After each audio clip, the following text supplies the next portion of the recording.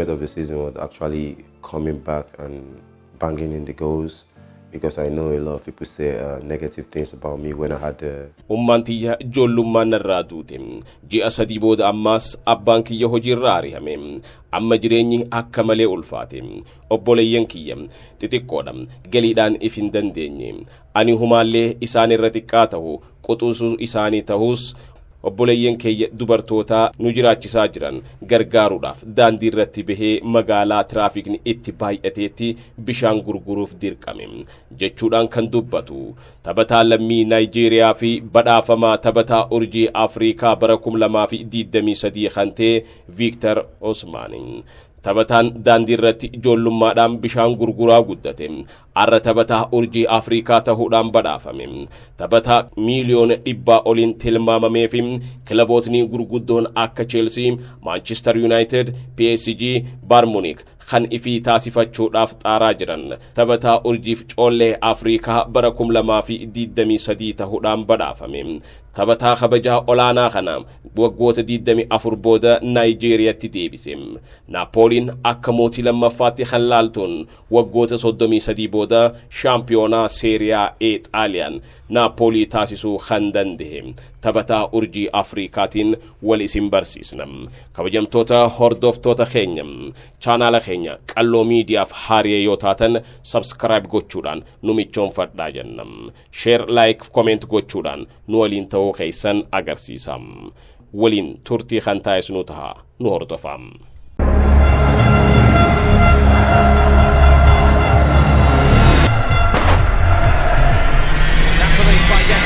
The Scudetto, after a wait of 33 years, they just have to apply the finishing brushstrokes here this evening at Udinese.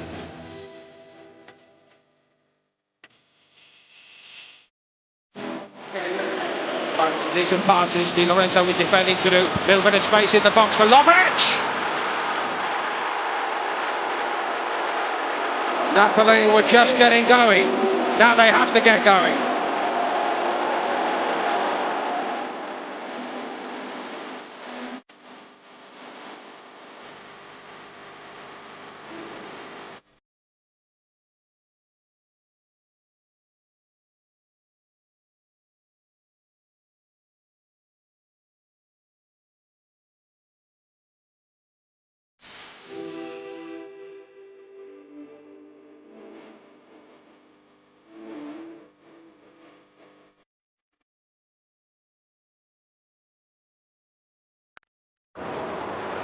Number one, Guisa from a tight angle, it goes a long way through. Kvaratskhelia, blocked first time, that could be it! Victor Osimhen runs away! Victor Osimhen has got it! Who else this season? And I just had a feeling that Spalletti would deliver that team talk to try and get in and check. It's a goal, but it is enough in the shadow of Maradona, Careca and all the greats of 33 years ago. This group of Napoli players have grasped their own immortality tonight. December Yohan Mudde 29 bara 1999 akka lakkoofsa warra faranjiitti dhalate. Taphataan lammii Naayijeeriyaa kun bara inni itti dhalate ture. Taphataan Naayijeeriyaa beekamaa Kaanuun taphataa urjii Afrikaa ta'uudhaan badhaasa kana gara Naayijeeriyaatti kan galche.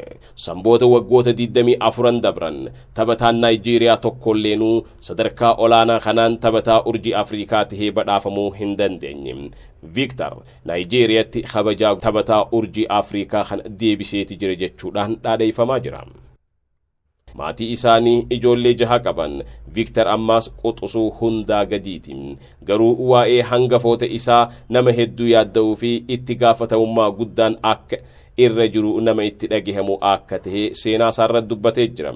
Jireenyi taphattoota Afrikaa hedduu wal fakkaataa ta'us maatii harka qalleeyyiirraa argamuun dilasan Afrikaatti waan haaraa ta'uu baatus maatiin Victor Osimhen garuu imalmaanaa jireenya gadhaanoo keessa maatii jiraatanirraa kan argamedha. Naannoo mana jireenya isaanii bakka balfi magaalichaa itti gatamu guddaa ta'etti kan argamu akka ta'e himam. Maatiin isaa kibba biyyattiirraa gara magaalaa Leegoositti kan godaanan. Osmaan garuu achuma magaalaa Leegoositti ture kan dhalatee guddate. Jireenyi hedduun maatii isaatiif ulfaataa ture. Ummaa isaa ijoollummaa du'aan dhabu isaa yaadata. Magaalaa Leegos keessatti abbaan isaa haati duutee ji'oota 3 booda hojiirra ari'ame. Kun imalmaanaa jireenya cabaarraan baqaqaa itti taasiseeti jira. Gurbaa xiqqaan daandii irratti bahee bishaan gurguree obboloota isaa deeggaruudhaafis dirqame. Sadarkaa barumsaa tokkoffaa achuma magaalaatti dhalateetti hordofe. Manni barnootaa kun bakka barattootni dandeettii kubbaa miilaa qaban itti guddifaman ta'uun isaaf carraa gaarii uumeefiitti jira jaan.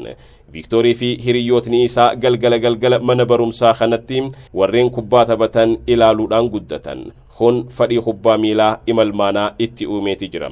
Viiktor adda kan taasisu garuu abboleessi isaa hangafni kubbaa taphachuudhaan naannoo sanitti beekamtummaa argate. Kubbaa taphachuu qofaa miti. Nama kubbaa jaalatu waan ta'eef yeroo kubbaaf deemu obboleessa isaa xiqqaa if jala fuudhee deemee daawwachiisa. Obboleessi Viiktor Andiriyoo kan jedhamu yoo ta'u maatii isaa gargaaruuf jecha barnoota dhiisee kubbaa taphachuun maallaqa argatee maatii tinnisa ture. Dabalataan Viiktor kilaba biyya Ingiliz Cheelsii dinqisiifachuuf deeggaruudhaan imalmaanaa kubbaan onnee isaa keessa seene. Kanneen hundi walitti ida'amuudhaan jaalalli kubbaa miilaa akka isa keessatti buluu fi guddatu unkurfamus taasiseeti jira. Akka inni taphataa kubbaa miilaa beekamaa ta'uuf shoorri obboleessi isaa akkanumattuu deeggarsi maatii isaa guddaa akka ta'e ni yaadata. Keessattuu obboleessi kiyya hangafni Andiriyoon akkaan guddadhuuf na gargaara ture. Bakka kubbaan jiru hunda na geessa. Mana barnootaattis na gargaara. Barnoota boodaas fuudhee dirree kubbaa geessee na daawwachiisa jedhe. Kun hundinuu anaaf ka'umsa olaanaa naa ta'eeti jira jechuudhaan yaadata.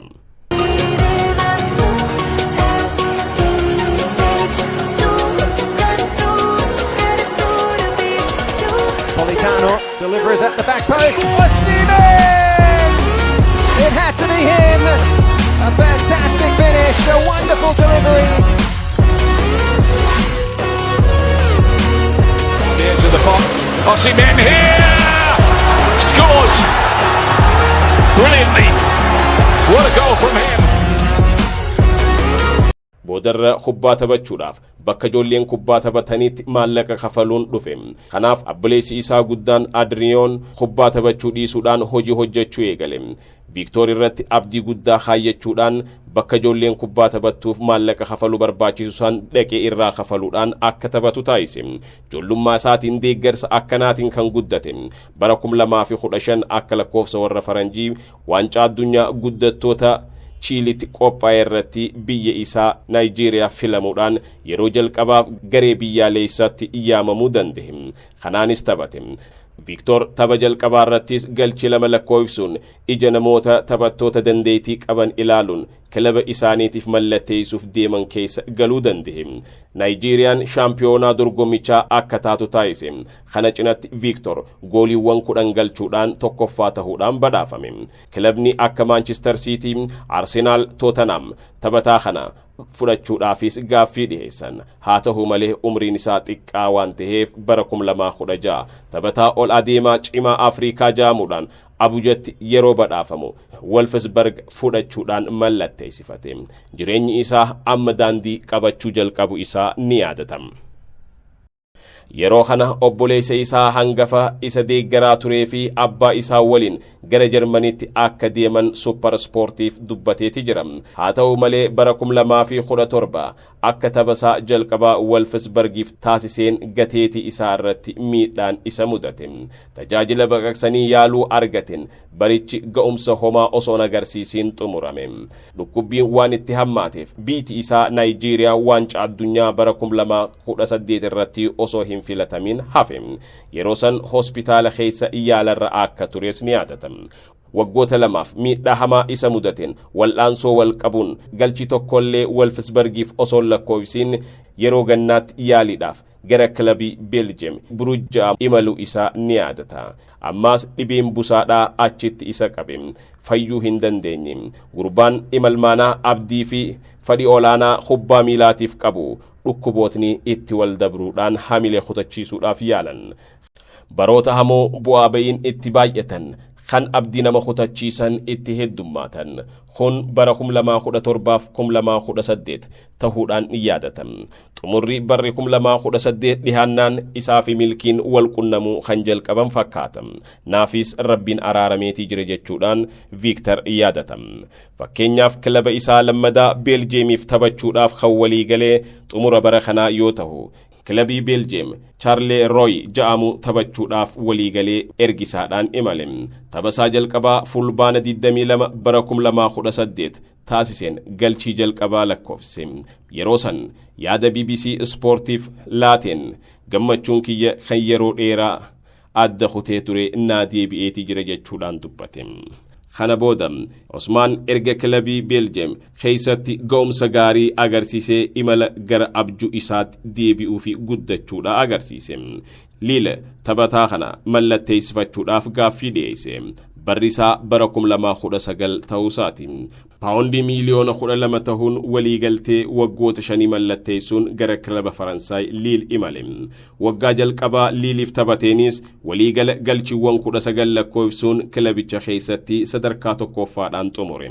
Barri 2020 badhaasa Faransaay keessatti taphattoota ciccimoo Afrikaaf kennamu badhaafamuu danda'e.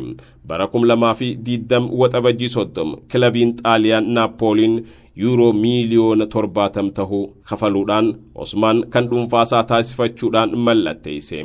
Bara 2022-23 Osmaan waliigala galchiiwwan 47 Naapooliif lakkoofsisuu kan danda'e yoo ta'u rikardii kanaan dura Seeriyaa A keessatti Joorji Wiihaa fi Saameel Ettootiin qabamee ture cabsuudhaan irra tareeti jira. Naapooliin kilabii duraan Maaradoonaan waggoota 33 dura shaampiyoonaa Seeriyaa A taasisuudhaan xumure yoo ta'u waggoota 33 dabran milkaa'ina shaampiyoonummaa Seeriyaa A argachuun dandeenye ture. Amma garuu gulantaa waancaa badhaasa guddaa Seeriyaa A kana argachiisuu kan danda'e taphataa lammii Afrikaa ta'e kana ja'ameeti jira.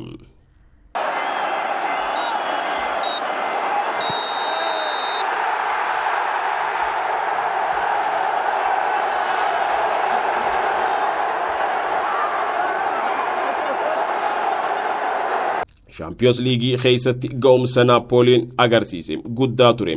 Leenjisaan kilabichaa Speelenteen Victor Osmaan ga'umsa kanarra akka ga'uuf shoora olaanaa taphachuu taphataan kun miidiyaaleedhaaf himeeti jira.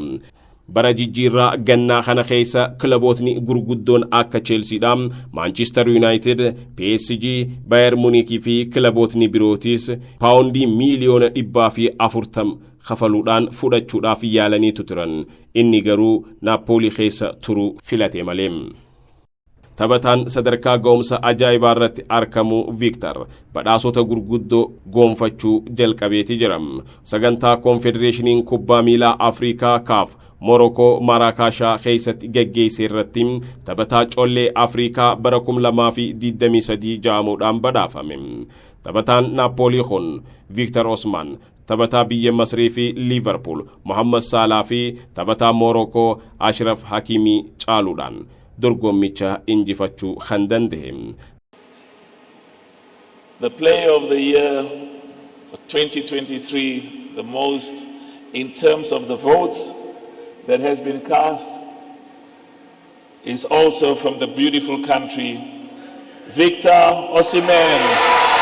Congratulations to Victor Osimhen, big winner of this year, Player of the Year in the men's category at the 2023 CAF Awards. An exceptional season, a very well-deserved award.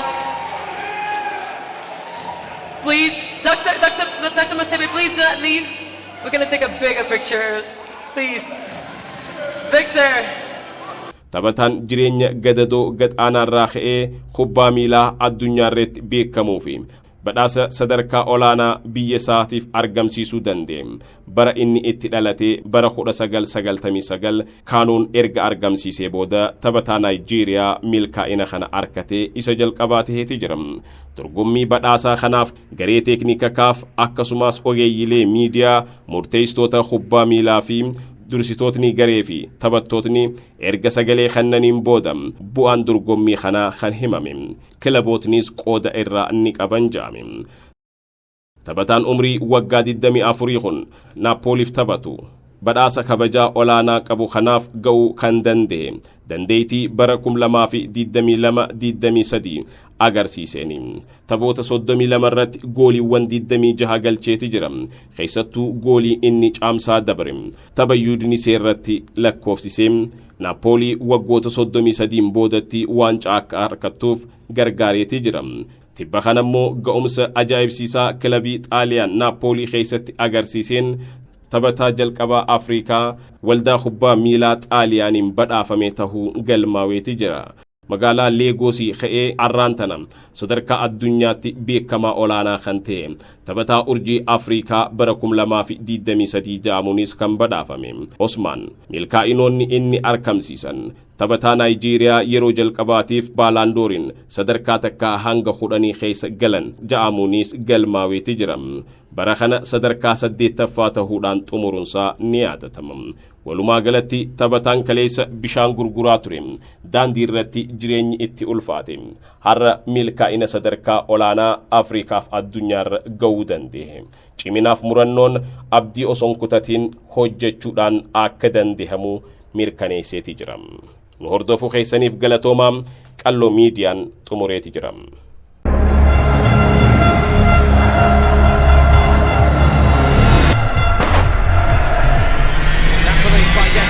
The Scudetto, after a wait of 33 years, they just have to apply the finishing brushstrokes here this evening at Udinese.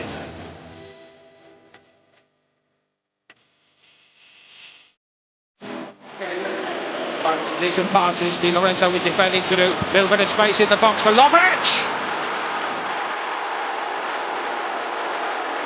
Napoli were just getting going. Now they have to get going.